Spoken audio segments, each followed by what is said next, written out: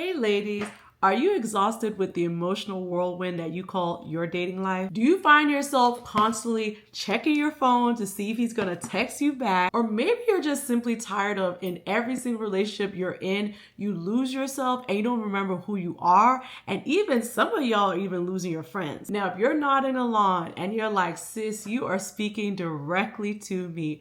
Don't worry, I got you in today's video. This is your personal guide to finding freedom, peace, and yes, even deeper connection. So if you're ready to transform your dating life and just your overall well-being, stay tuned for the rest of this video. And the most important tip is at the very end. So you may be hearing this word a lot. Detach, detach. Even, I think another version of this is like decentering, right? I think it's just another way of saying detach. Emotional detachment is the ability to separate oneself from people and situations. And I think a key concept here is it's not about being cold or being an ice queen or having that resting BF face. That's not what it's about. But it's about just being able to create healthy boundaries, being able to really care about your emotional well-being while still caring for that person or the situation. I think the first thing we should talk about is self-preservation and being able to protect your emotional well-being and your mental health. And I think, ladies, this is so important, especially when it comes to dating, is because so many times when I talk to women, they're like, I just feel so drained. I'm tired of feeling drained and I'm tired of just being like happy and excited about someone finally. And then it's kind of just like, oh, like this didn't work out. How do I get myself off that horse again, right? And I know this is a key thing, but ladies, like one thing you have to understand when you're dating and you're talking about your mental health is that at the end of the day, you are the only person that can make yourself happy, right? I want to say that again. Only you can make yourself happy. So being in a relationship is not going to solve your problems. Being in a relationship is not going to solve happiness. And I think it's actually important that before you really get into a long-term relationship, you figure out what happiness looks like for you, and you figure out what balance looks like for you, and you figure out what brings you joy. I know for me, this is something I had to quickly figure out in my relationship because I have a husband that actually likes space from time to time. And space just may look like, I travel with my friends, I have time with my guys, whatever space looks like for him. And I had to figure out, okay, now that I am a wife, what does it look like to have joy, to be connected, to do things that bring me happiness without my husband, right? And if anything, I actually feel that being emotionally detached from him and not paying attention to everything he's doing in every move, it actually makes a stronger bond and a strong relationship because he misses me more, right? And he's looking for me more. And I think that's the type of relationship you want to be. You know that trend where it's like the golden retriever and the black cat? You want to be the black cat walking around, doing your thing, and he's looking for you. Another element about emotional detachment is being objective. And it's the ability to see situations very clearly without being overwhelmed with emotions. And I'll give you examples. So for example, let's say the first few days of you getting to know a guy, he's texting you all the time. He's telling you good morning. He's making calls. He's doing all the things. And then maybe one day he actually doesn't text you that same time in the morning, or, he didn't call you too much later. And I know so many women that start to freak out and they're like, oh, he texts me every single day at 8:15 a.m. And all of a sudden I'm not hearing from him. That means he's cheating. That means he's with other women. That means this, that means that. And we are literally jumping to conclusions. If you are emotionally detached, you're number one, you're not going to be checking your phone. I'm going to keep bringing this up. But number two, you're going to be living your life and you're not going to make assumptions. You're going to be like, oh, maybe something happened. We had a busy day. And if anything, you're going to have the emotional maturity to wait, right? And I do this all the time. My husband, maybe, oh, he said he was going to do this or he said he was going to do that. And instead I wait for the phone call and I simply ask him like, oh, hey, babe, you said you were going to send me this text or you're going to call or at this time or whatever. And normally he has a very clear explanation for why he didn't do what he did, right? So for me, I feel like it creates a more trusting relationship. And I feel like you save your emotions for when there's actually something to flag, right? Instead of flagging every little thing that a man is doing. So you may ask, what does emotional detachment actually look like in dating? So I want to first talk about signs of unhealthy emotional attachment. So this one is a more obvious one, but I think this one is important because most of the time when I talk about texting, a lot of women have questions around it. So an example of unhealthy emotional attachment is constantly checking your phone for messages, constantly looking at when he's text messaging you, clocking the time, clocking how he's doing it, clocking even down to, oh, he said it in this manner and he said something different today, or he said he liked me and the next day he said he is looking for me. Like using all these different elements around analyzing someone's text messages. And ladies, you got to detach from that, because one thing I realized when I was dating, and this is advice I give to every single woman, the right man for you, it's going to be consistent, it's going to flow, it's going to be effortless, right? And you don't have to worry about the small things around texting, because even if someone doesn't text in the manner you're used to, or he texts something different, or he switches it up, you're going to have an inner knowing of peace of saying, oh, okay, but every day he calls me, we're consistently going on dates, we're planning for the future. There's going to be these bigger messages and bigger things that are happening that are going to give you more security in the relationship. So I think that is one sign of it's unhealthy. Another sign of unhealthy emotional detachment is neglecting your friends or hobbies for your partner. And I know, ladies, you meet a man and he is giving you all the love. You're feeling soft, you're feeling feminine. He's like, we're doing this, we're doing that, we're traveling there. And honestly, it happened to me too, right? In the beginning of our relationship, he was taking me to every single restaurant, right? He was saying, oh, we're going to go to Senegal today, we're going to go to Mexico tomorrow. And we were just in this bubble. But ladies, this is the truth, right? Now that I'm married, we have to create clear boundaries around still maintaining your friendships, still maintaining your hobbies. And I say this as a woman who talks a lot about the importance of femininity. It's so important you maintain your friends, ladies. It's so important you have safe spaces to talk about things that only a woman is going to understand. And I personally feel that every woman needs a friend or two to pour into her, right? And I think it's not something you're going to get it from a man. You know, nothing beats a beautiful women friendship. Nothing beats it in the world. So I think that's one sign, is that all of a sudden you ditch all your friends and the only friend you have is your man. And don't be bragging about it. I see some ladies on Twitter and Threads, they be bragging that my man is my everything. My man is my best friend. I have no other friends outside of my husband. That's not a flex. Okay. You actually want to have a life outside of your man. Another thing is your hobbies. I know for me, you know, working out so important and dancing. And sometimes I still do solo dates. Sometimes I love just literally going out to a new restaurant, especially because I know my husband doesn't like Italian food or some other types of foods, and go by myself. And I'll give a perfect example. When I was in Portugal, my husband went and spent time with his mentor. I didn't start pitting and saying, oh, like, I need to go with you or I need to be right next to you. I said, oh, great. So I got to explore Lisbon on my own. I went shopping, I walked around, I took beautiful pictures, and then I went to this amazing Italian restaurant and had the best tiramisu. So ladies, it's so important that even in a relationship, you have your own life, your hobbies, and if anything, I personally believe that when you do this, your husband or partner or boyfriend or whoever is going to actually find you way more attractive when you have your own life outside of him. Let's talk about the benefits of emotional detachment. So I think number one, you're going to be more clear with your decisions and you're going to be level-headed. And I think if anything, you're going to be able to really listen to your gut. And I always talk about the importance of femininity and intuition. And I personally think this is a superpower that women have. And I feel like when you are so emotionally tied into someone, you're not able to see red flags clearly.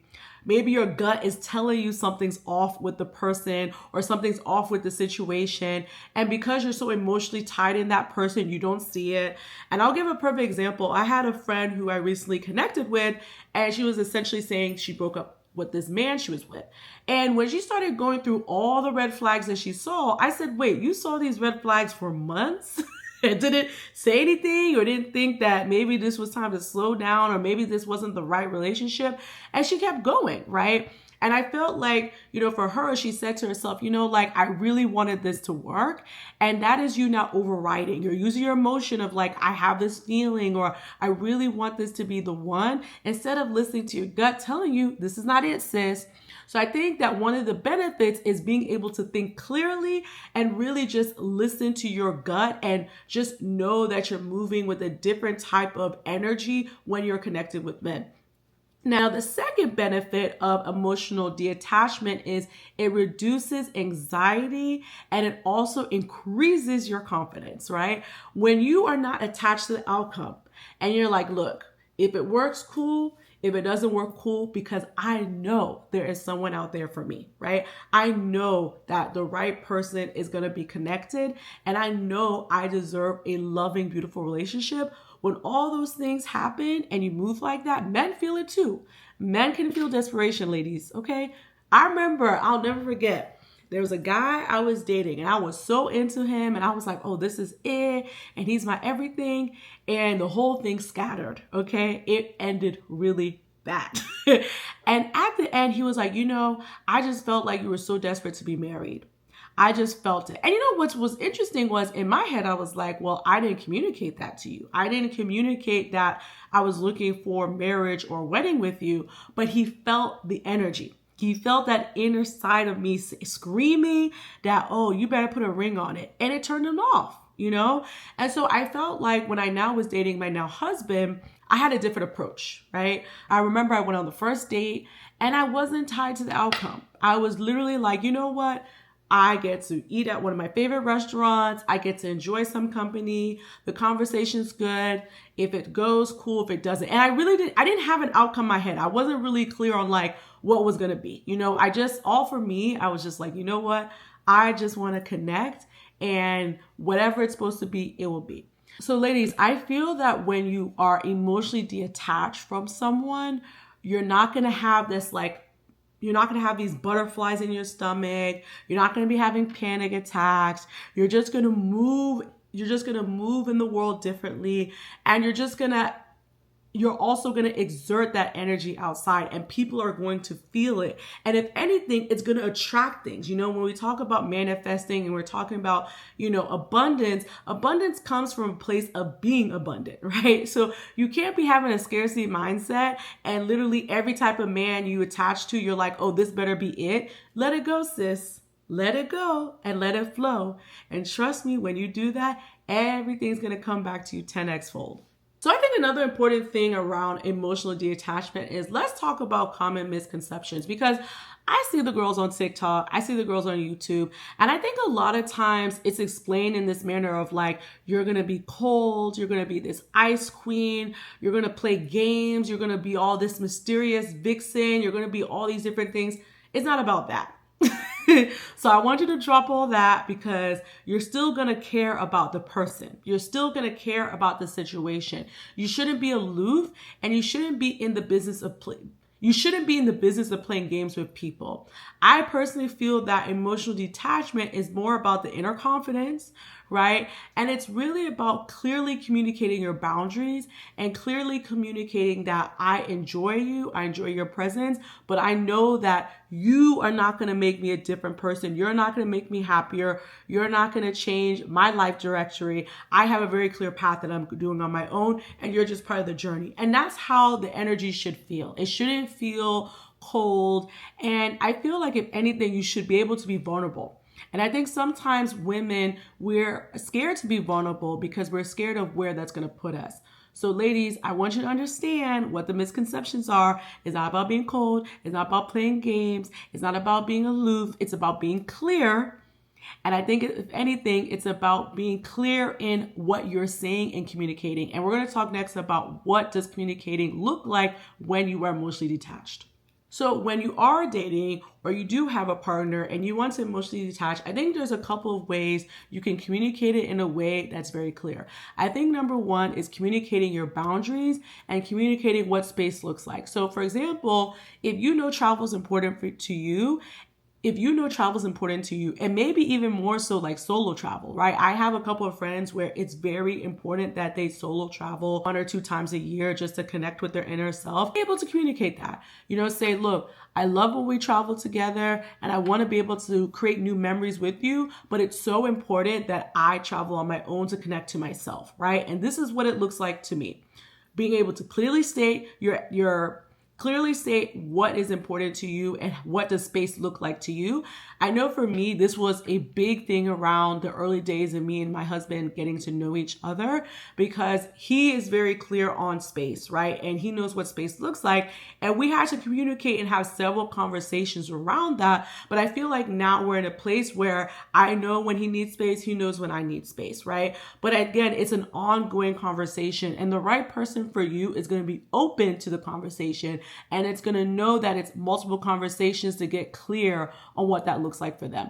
The second thing that I think is so important when it comes to communication is being able to express your feelings without expectations. So again, I feel this way about something. I feel that way about something, but you shouldn't expect it, right? Because at the end of the day, all you can do is hope that the person is going to rise to the occasion. But at the end of the day, if someone consistently doesn't meet your needs, then that is an inner conversation you need to have with yourself of, why am I still there?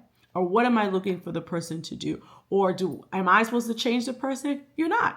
So I think that being able to, number one, express your boundaries in your space, and number two, express your feelings without expectations is clear, healthy ways of being emotionally detached. If you made it to this part of the video, that means you're here for the most important tip, right? And so I want to talk about practical ways that you can emotionally detach from someone. So number one is creating a system of mindfulness. Now, mindfulness looks like different things for different people. I know for me, number one is meditation, or even breathing exercises. And I talk a lot about this in my last video where I talk about 11 micro habits to increase your feminine energy. And I'm gonna say this over and over again. When you're able to silence your mind and you're able to be with yourself, I believe, start to create this different type of relationship with yourself, which is like love. You start to create this inner self-love, this joy. And I personally believe that you start to enjoy your own company. I personally feel that people who are emotionally attached to someone is because they don't love themselves and they don't love their own company. Right? When you love your own company, when you love spending time with yourself, you are not going to be attached to someone else and what they're doing and how they're moving. And again, you're not going to be in your phone and you're not going to be wondering what they're doing, because you're doing you're enjoying your own life. So meditation and breathing and even taking a walk outside is all ways you can really start to practice emotional detachment from people. So the last practical way you can practice emotional detachment, I think one of the most important ways, is called the observer technique. So this is what you do when you're triggered by something and you want to react. This is a chance just to slow down and really evaluate your emotions. Let's say you are on a date and the guy says something that, immediately you want to like flare up, or you want to say something and you want to be like, oh no, whatever, right? What you want to do is you want to now again, this is the detachment part. So you almost want to come out of your body and observe the emotion, really, right? Like observe, how are you feeling, right? Think about it with no judgment and really start to reflect, okay, how do I actually feel about this situation? And it's always best to do this because it will make you slow down. And I personally believe that making decisions when you are emotionally on a high is not the best time. So you're literally going to come out of your body and almost reflect on, okay, how do I actually feel about this situation? How do I feel in my body? What is my intuition saying? Is there a reason why I'm being triggered by this? Is there some childhood trauma? Is there something that's happened in the past? Is this triggering an issue I haven't dealt with? Is this triggering an issue from a former relationship? Really just to explore all your emotions and ask yourself, okay, how do I actually feel about this situation? And I want you to describe the scene objectively, right? And almost narrate like a movie. Like, okay, I'm watching a movie scene and what is actually happening? What are the facts of the matter, right? And again, this will help you just to slow down and just to really reflect on all the different pieces that have happened. So let me give you an example, right? So let's say you have a date set up with someone, you're really excited, it's Friday night, everything is moving, and then all of a sudden, let's say the night before, you get a cancellation text. So instead of being like, I'm angry, I'm frustrated, what's going on, how dare he, why don't you just actually narrate the scene? So the person just received a cancellation text. The person was really excited to go on this date. This person feels maybe angry or frustrated because it feels like past situations where you felt like the person was unreliable, right? This triggers a pattern you have felt in the past. And like I said, you get the cancellation text and then immediately the person may say something happened or a medical emergency or I didn't realize there was a conflict. You know, there's so many reasons why someone may cancel on the date, but also it gives you a chance to respond and say, oh, you know, I was really looking forward to that date. I'm looking forward to the next one. And then if the person immediately says, oh, you know what? Does Saturday work for you or does this day work for you? You're like, okay, not a big deal. But let's say the person doesn't come back with a date or just disappears, right? Then you also know, okay, this is how the person functions. It's not a reflection on you. It's just the situation. So again, ladies, I hope that you really enjoyed this video. This was a good one to create because I know so many of us struggle with this, something I personally went through, and I always want to share the information. If you're loving these videos, make sure you like and hit that subscribe button because what I'm going to start doing is every Wednesday, I'm going to drop a new educational video. And then on Sunday is more of like a self-care, self-love video where I'm just going to pour into you and just share some things that I'm going through. We're going to kiki together. So again, my name is Chica and can't wait to see you next week.